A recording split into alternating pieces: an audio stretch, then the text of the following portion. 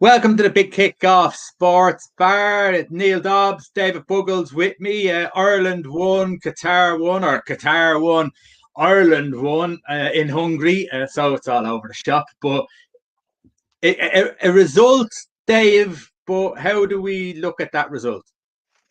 Yeah. See, it's a weird one because he obviously rang the changes, whether it was due to punishment or due to giving lads a bit of a game time. Yeah, it's a bit of a tough one tonight to gauge because obviously it would have been interesting if there was a competitive game. How many would he have stuck with from what happened on Saturday night? So performance is probably the only thing you can really look at. Obviously, the result is what it is. It's what we're used to. But in fairness, first 20 minutes, they reacted quite well. A couple of the old guard who came in wanted to maybe prove a point and throw it back at the manager or potentially at the likes of ourselves to say there's still a bit of bite in them.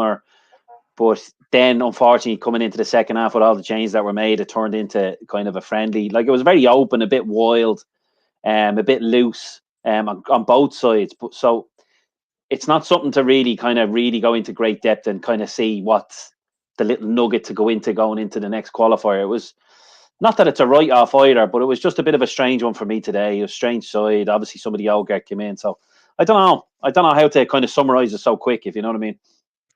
Neil, the team totally changed. Whether it was to give the other lads a chance, really, they're after being there. This is their third game, so if they didn't get a run in this one, there could have been retirements, I suppose. With the way some of them were, treated's probably not the right word, but they will see it that way because they've been ever present, and now all of a sudden they're on the bench. So the likes of Shane Duffy, even Daryl Horgan, Robbie Brady, McLean, Hendricks, Long, Cyrus Christie, these were all trying to make a point today. So did anyone prove a point today? Yeah, I think a couple of them did well. I think Cyrus Christie always does himself justice in an Irish shirt. McLean looked like he had an extra gear in him. He looked lively. He looked like he had a bit of bite in him that, again, as you're saying, he had a point to prove.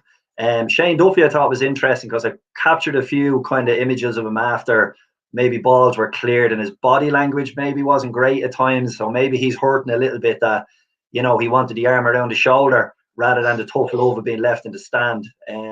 It's a brave statement by Stephen Kenny to leave these guys out.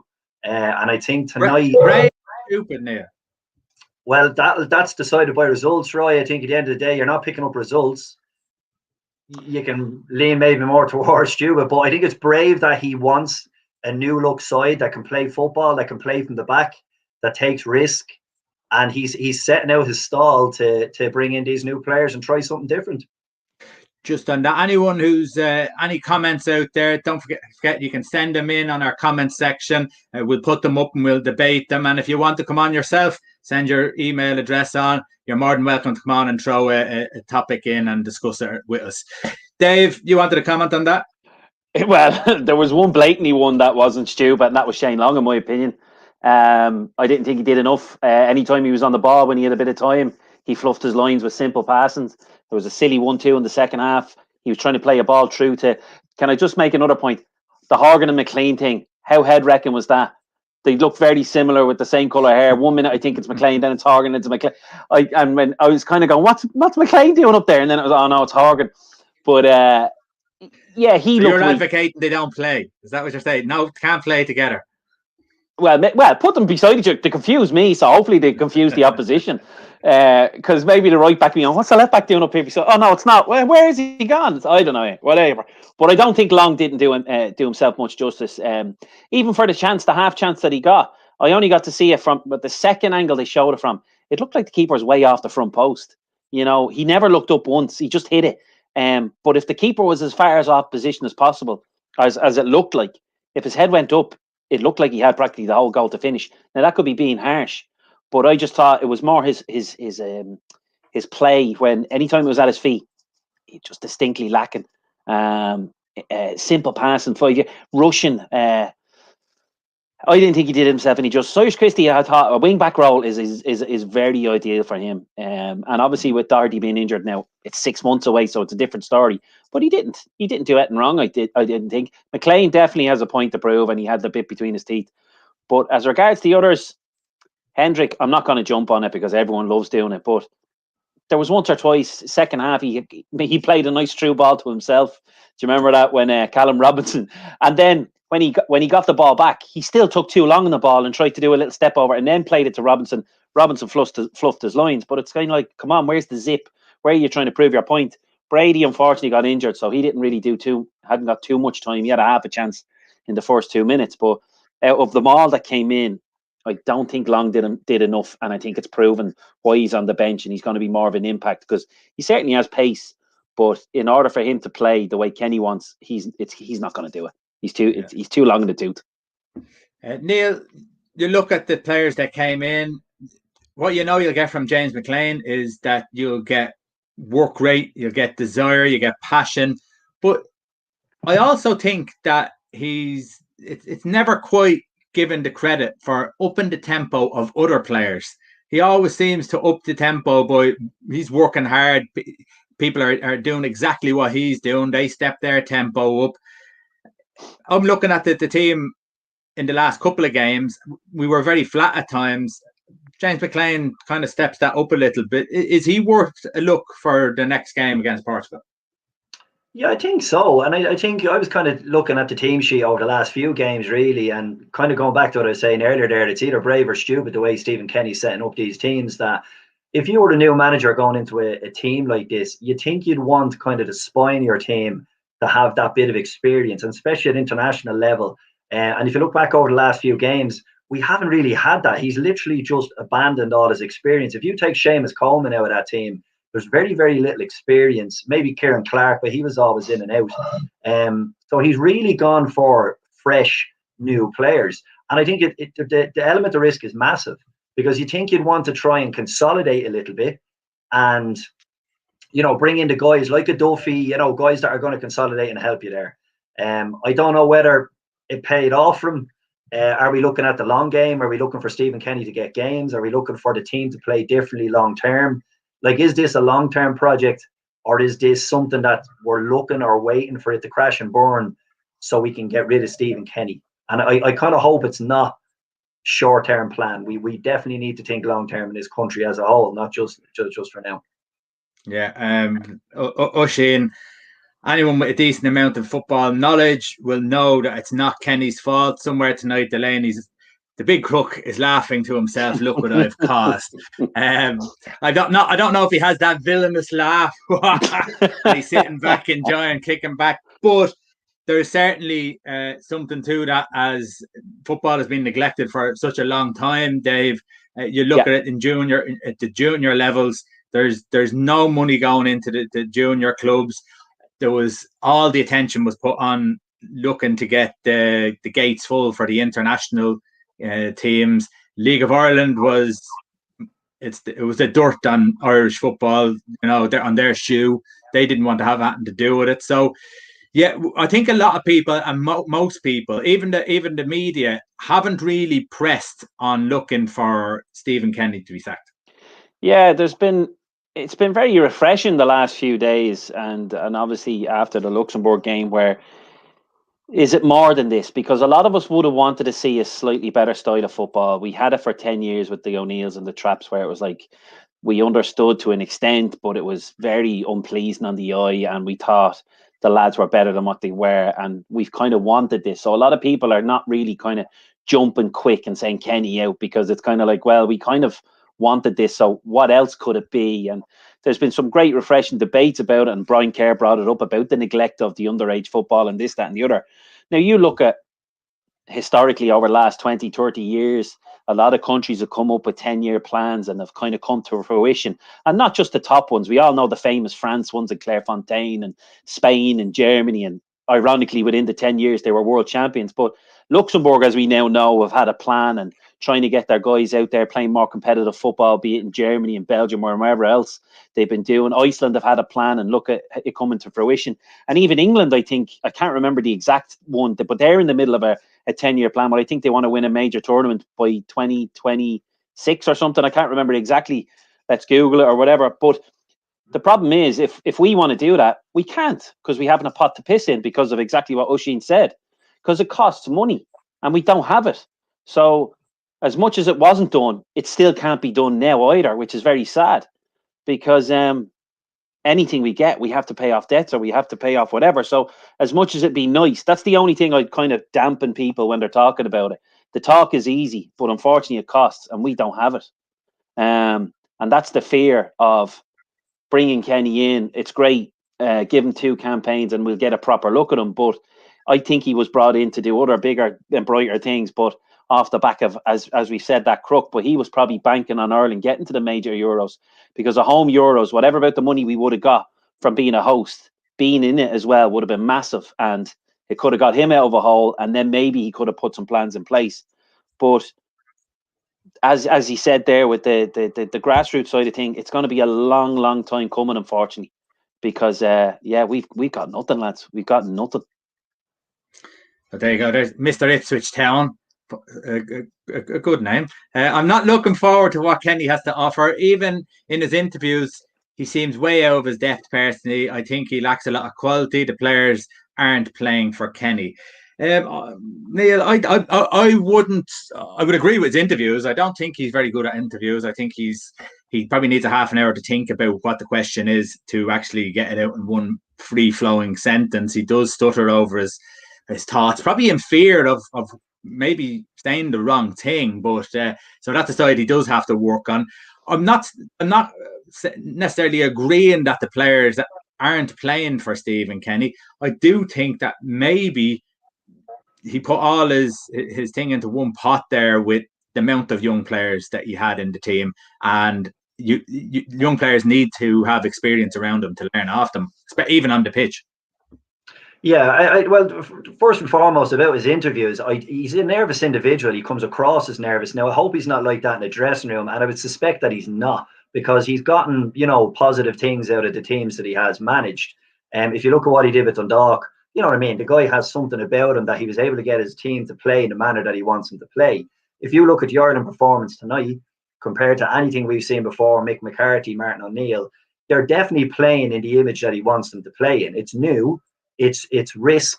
We're playing more balls from the back. We're playing out. We're playing under pressure. We're getting ourselves into awful trouble at times, but you can kind of see where he wants to go. Now, he's had very little time to work with the players, but I definitely think he's getting his message across, because the team are playing the way he wants them to, and it's notable in the change that we're all seeing.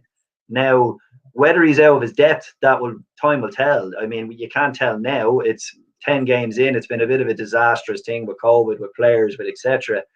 But you will tell over the next few games whether or not the players trust him or whether or not the players are going to give it back. But I think you hit the nail on the head there is around, he really had, he came through from the 21s when Mick McCarthy had 2 years.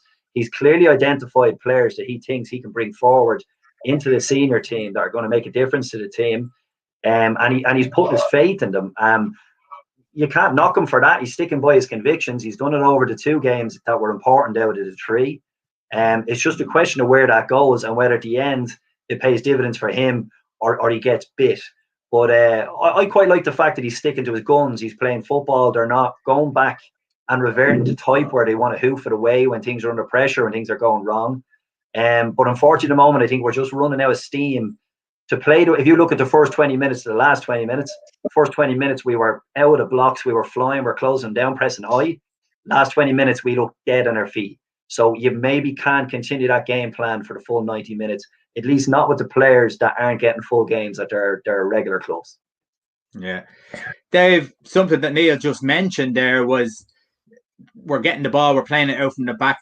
The options aren't always on. I found that in the last 3 games on numerous of occasions that we have got the ball, we've worked it from side to side. It's gone out to maybe a wing back and he's had to come back and pass it back in. He's gone into to the other side to maybe one of the central defenders on the right-hand side. They've looked to play it forward. There hasn't been someone. Josh Cullen was the best at it in the first game.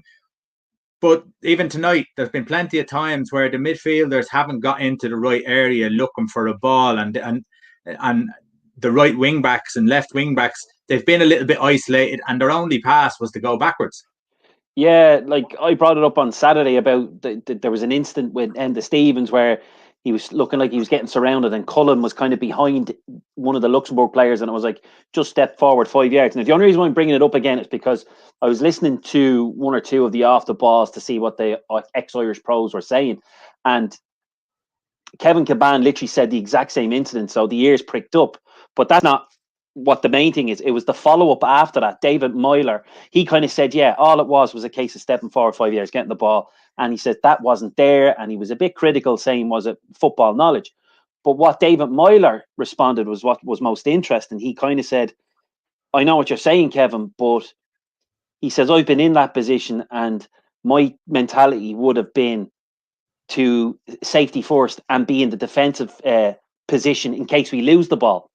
And he says, yes, maybe I should have been braver and gone the forward the 5 yards the way Josh Cullen did, but I didn't. And it was only when he said it, it's like, right, grand. Joe Malloy never followed it up. But it'd be interesting to see, is that your mentality or is that what you were told to do?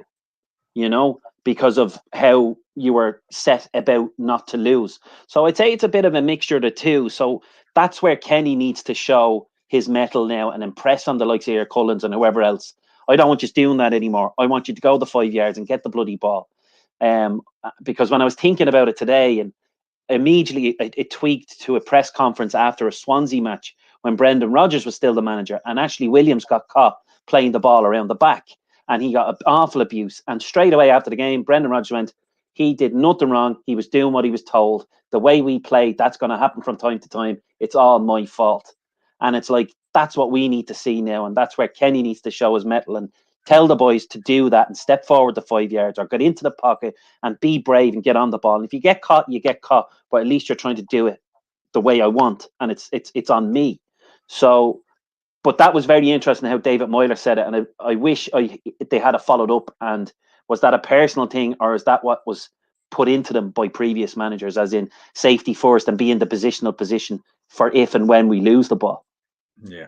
If you want to send on a comment, don't be afraid to send on a comment, and of course be brave. Hop on the show as well if you really want to send on your email address. That won't be a problem, but get them comments in. Neil, so that's one aspect of the midfield. The other aspect of the midfield is on I don't know how many, on numerous occasions tonight, when we are pressing high to try and restrict them from playing out from the back, or maybe they've just won the ball back, and we seem to be pressing high with a 5, but we also seem to have a back 5 that are dropping, and there seems to be big gaps between the midfield and the back line. And it's probably no coincidence that we have lost goals on the edge of our box against Luxembourg. We've lost goals now against Qatar.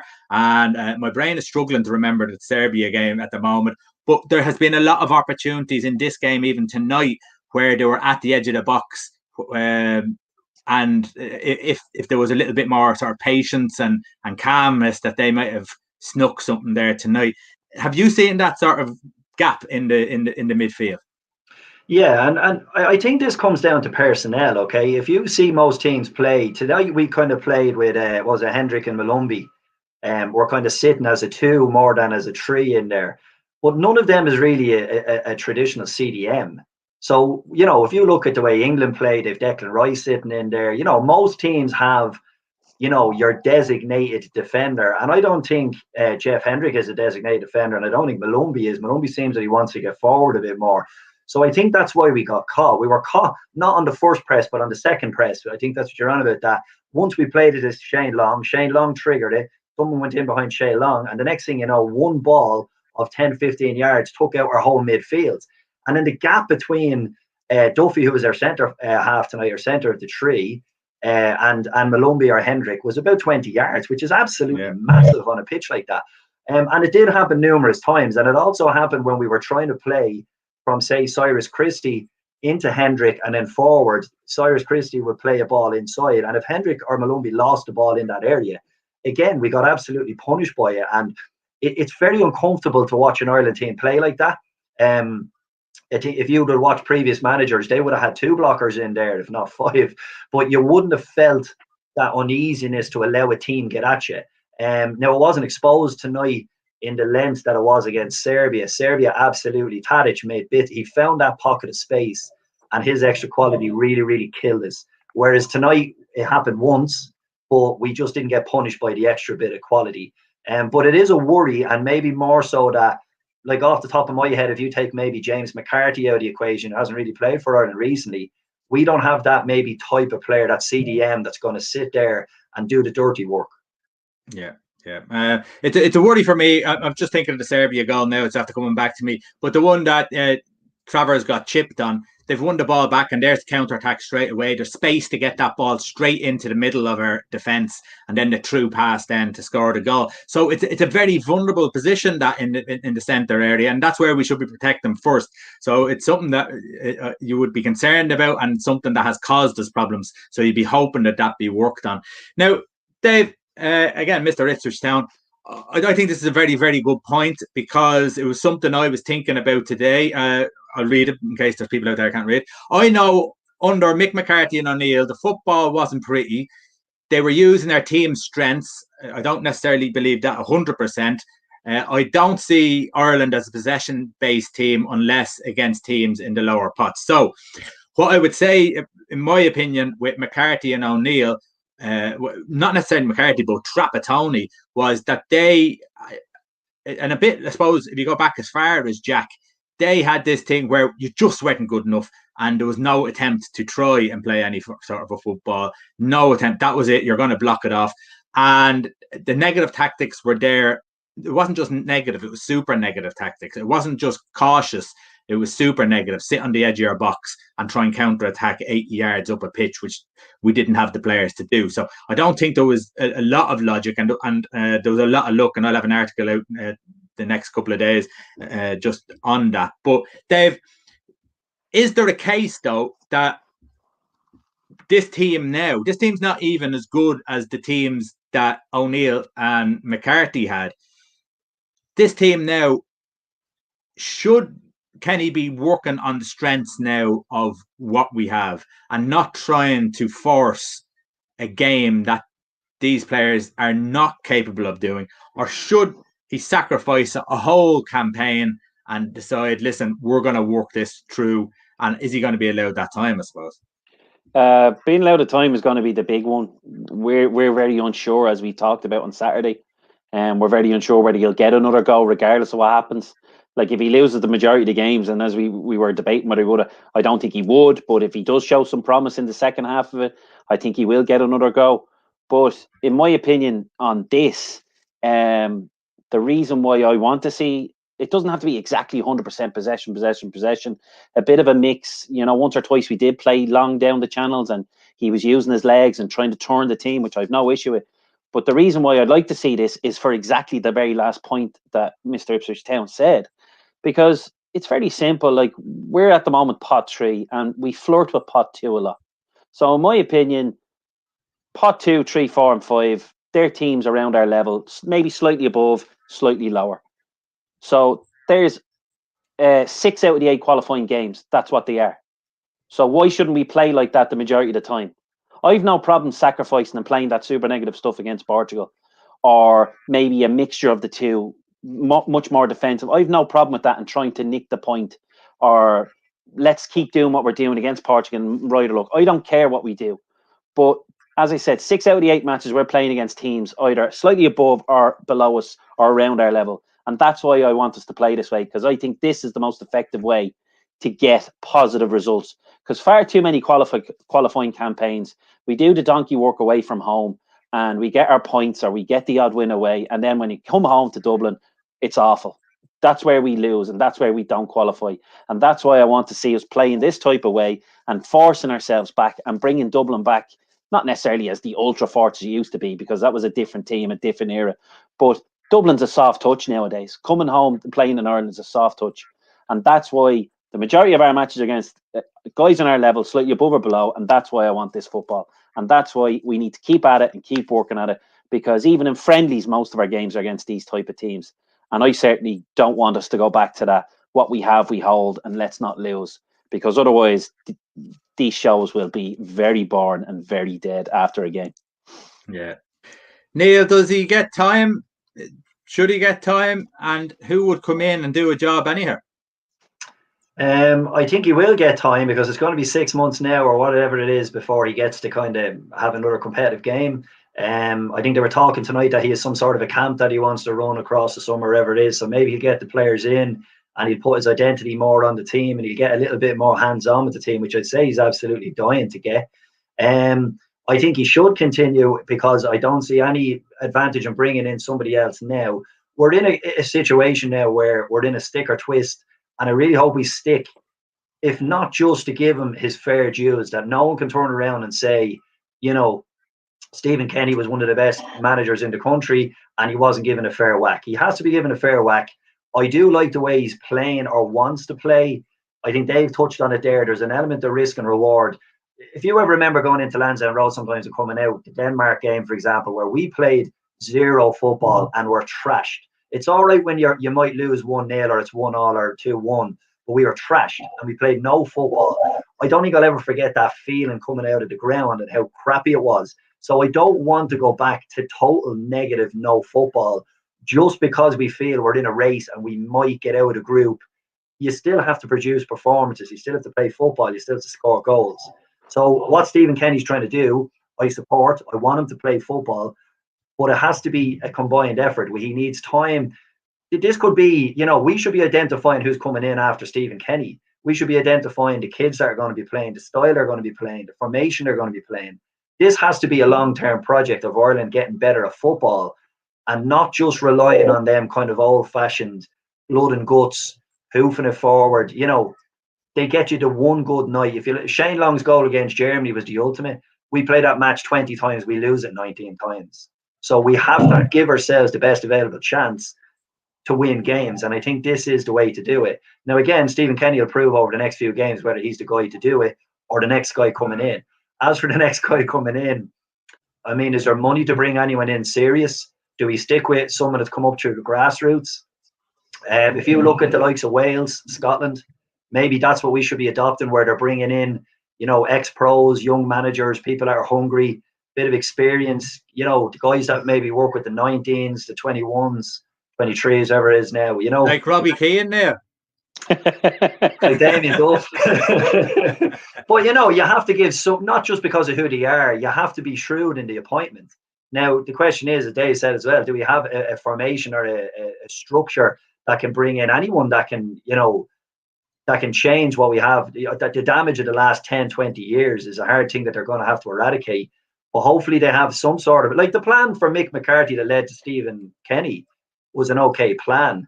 The question is, who comes in afterwards? Does he get time to put down the grassroots or the foundations of what he wants to do and bring in the next guy who maybe the 17s manager, the 19s manager has players that will fit that system? It has to be a long-term game. We can't turn back now and go back, to the Trapattoni era. It wasn't good enough. It wasn't pleasing on the eye. It might have felt that you were going to make a tournament from time to time, but even once you got there, we were probably flat. We'd nothing to offer at times. So I'm a believer that football is the way we should be trying to play it.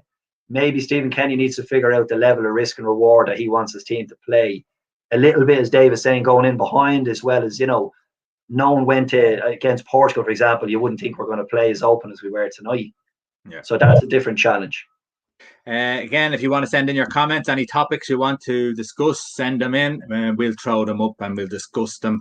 David, that's at the point there. We had Trapattoni. He got a bit of luck. Do we want to go back to the stage where we're celebrating 0-0 against Russia like we won the World Cup? Do we want to go back to the stage where I suppose we got a bit of luck in that qualifying campaign against getting drawn Estonia, getting the favourable draw to get to the European Championships, and then when we got to the European Championships in 2012, we were a joke, really. We couldn't compete. We were lost there. Again, when you go back with O'Neill got an awful lot of terrible negative football, an awful lot of luck because he got through to a European Championships when third place was a playoff place, not let alone second. So, albeit that they tried to play a bit of football, but you play football. We played Sweden. We drew 1-1, which was okay. We got taught a lesson by Belgium. We big ourselves up by beating an Italian B side, and we did okay against France. We actually played well in the first half, but the shackles were off. But there's no real greatness about those times. Only hope that we look back and fondness. So, do we have to stick with them now? And when we go into, obviously, the camp, it's Hungary and Andorra. They're playing in June. So there's a camp to get people together. When it comes around to September, if you're thinking about this team, are you looking at the way he has started it, which was play all the young players and bed them in? Are you looking at how he played the game tonight, where he had experience with a couple of young players? Or do you feel that there should be just quite a few of those younger players with a sprinkle of experience? I think I have to go back to what we talked about on Saturday, lads. Like, he literally, for the last year, hasn't had a very consistent squad.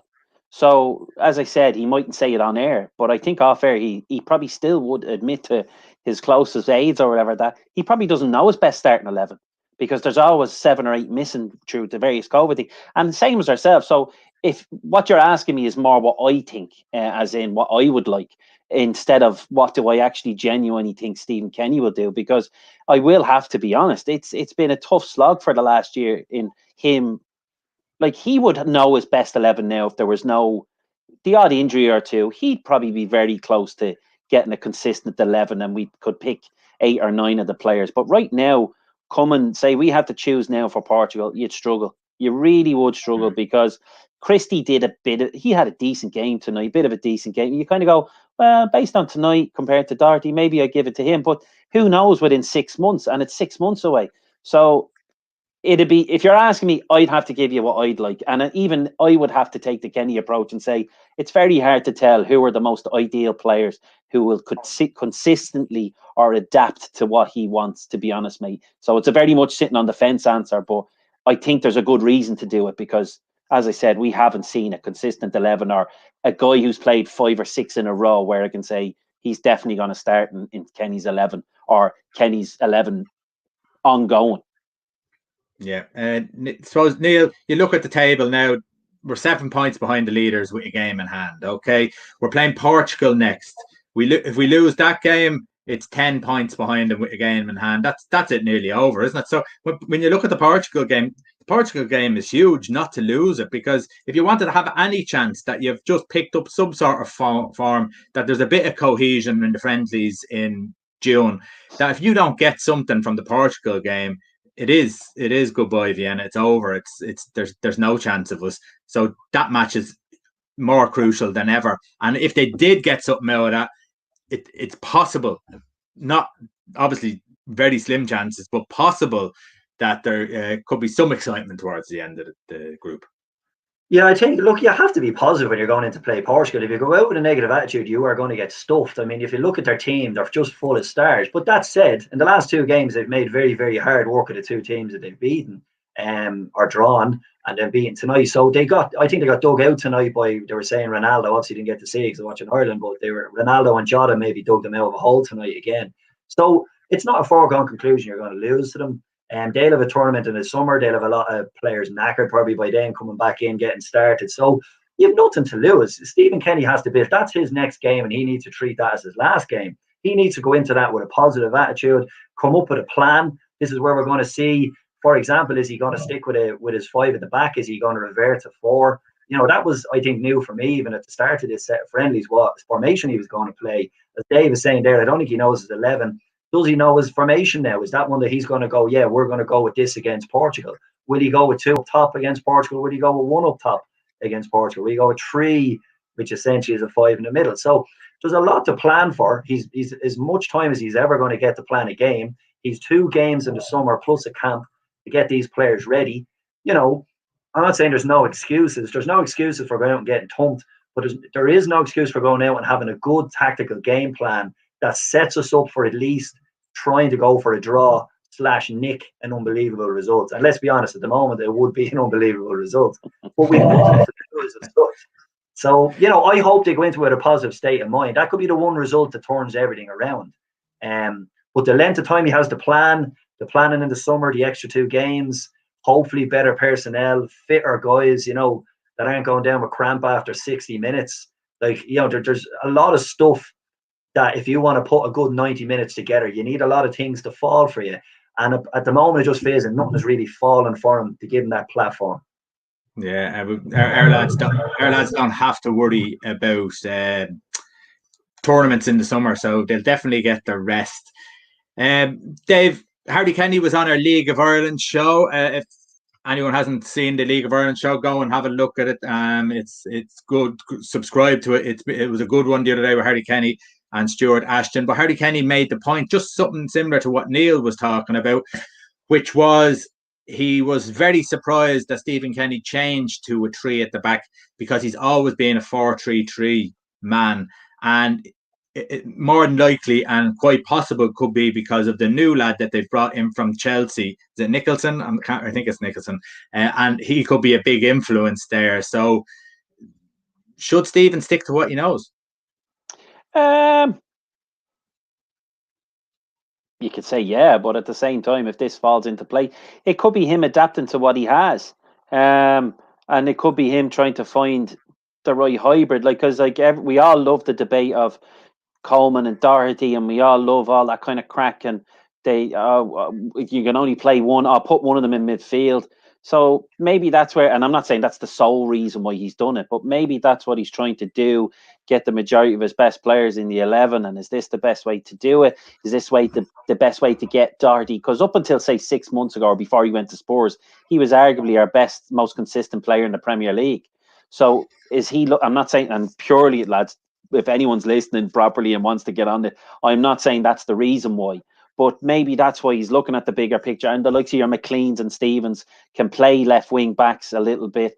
And if he's going to do it, and because I said it on Saturday, if he's going to do it, then guys need to press high and press wide and get into the midfield. Let the 3 boys in the midfield stay in the midfield. And like you said, with the big gaps, get them to block the gaps and kind of to be the sitter, the guy in the middle and the guy attacking, and let the 2 boys bomb on as best as possible and keep the 3 at the back. So I think that's probably where he ultimately wants to get it going, but the wing backs haven't got going as of yet. But, you can't just be so predictable and just do the same thing you can over and over again. Like, he has a luxury of a better quality of player. Now, it might be a massive jump, but it is a better quality of player. So this could be a way he maybe always wanted to play. It's as simple as that. Like, so, adapt or die. You have to be willing to adapt if it's not working, or your old way is not working, or if you believe the players that you have. So yes, it's the comfortable thing to do, to play your own way, but at the same time, it's also quite brave if you think it's the right way moving forward or with what you currently have. So yeah, unfortunately, it's a long-winded version of sitting on the fence again. Yeah, you're good at that now, Dave. Yeah, it could be looked at both ways. It could be looked at, as I said to Neil earlier on, it's either brave or stupid. Maybe you're trying something that maybe it's not the right time to try, or you've already implemented something at the start. Maybe you should follow that through as the only consistency or consistent form that's within the squad. So yeah, it's an interesting one. Mick there says Stephen's a good manager, very unlucky. I think the FAI will stick with him. He likes the style of play. And creating it in the final third, as we know, is a problem.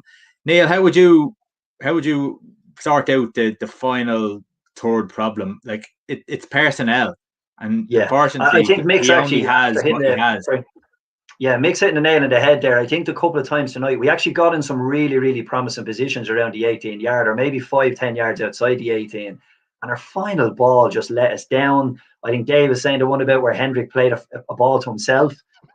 So maybe there'll be scenarios where he'll fix that little bit of chemistry between, if he's playing a 9 or playing a 10, they'll have a little bit more chemistry. They'll have a better understanding of what way they want to play. If you remember Cyrus Christie's shot, the one that he hooked across with his left foot, it wasn't intended for him. But even before that, Christie flicked the ball inside to Shane Long. I think Shane Long was going to the back post for a header. So there's all them little things that aren't really functioning right.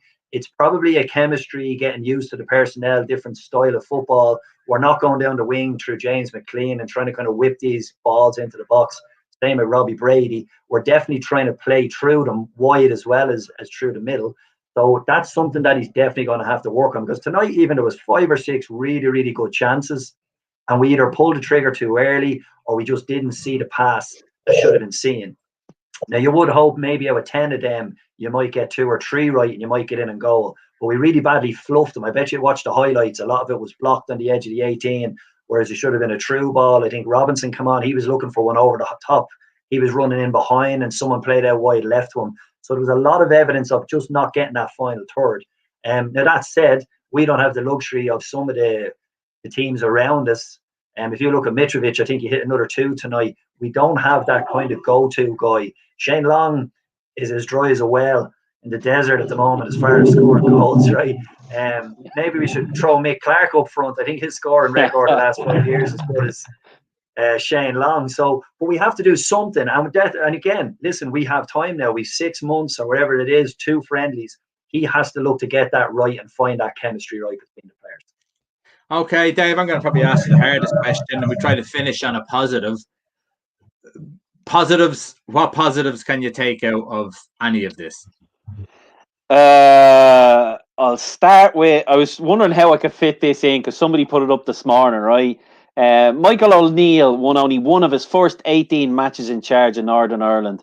And in those 18 games, he lost to Azerbaijan and Luxembourg in the World Cup qualifiers. He then went on to become their most successful manager in decades. Gave Stephen Kenny time to get it right. It's a fair point. We'd be very arrogant to say we're better than Northern Ireland. We might have been able to say it for many a year in the 80s and 90s, but we can't say it now. And in fairness, it's not that long ago. He was shocking. Like, the results were shocking. And we all know what happened. And I'm not saying that's exactly what's going to happen with Kenny, but that's what I'm believing will happen. And that's what I'm hoping will happen.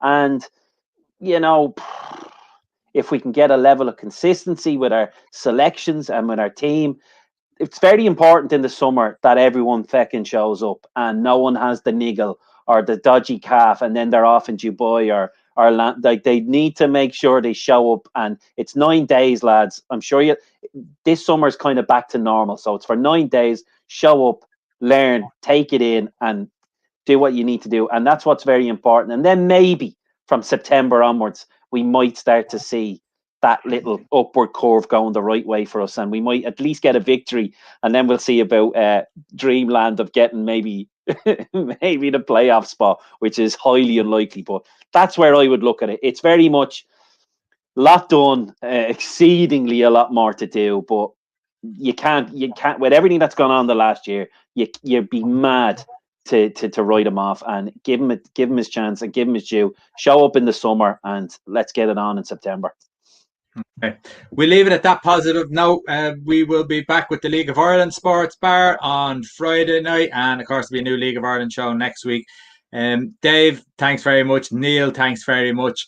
And don't forget to look at thebigkickoff.com. And don't forget to subscribe on our YouTube channel and share the love. Get people your friends to sign up and subscribe as well. See you. Bye now.